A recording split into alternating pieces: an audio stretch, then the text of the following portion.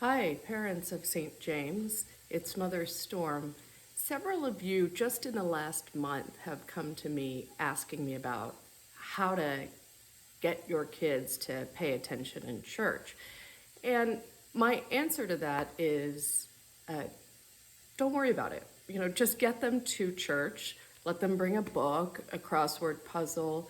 Kids take in a lot more in church than I think we realize.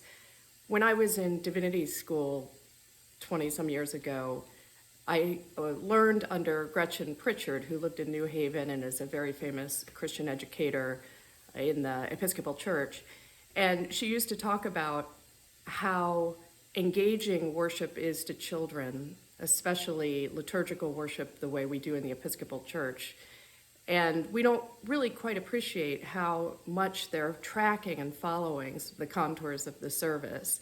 She did tape recordings back in the 80s of services to listen for kids' noises and found that when there were verbal parts like the Nicene Creed or the sermon, she could hear little voices chatter going up as we do at St. James. And then when there was music and movement like the peace and the communion, all the chatter went down because the kids were engaged. And the beauty of our liturgy is that it engages kids along the way.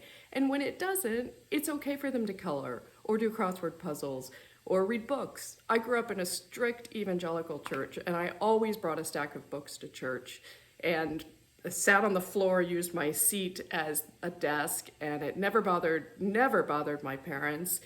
Likewise, I let my kids bring books to church and spend the time the way they want because I know they're taking in more than I realize. So that's what I want to say. Don't worry so much. Get your kids to church as much as you can. Let them get what they need to get out of it because they will get plenty out of it. And I just love having your kids here.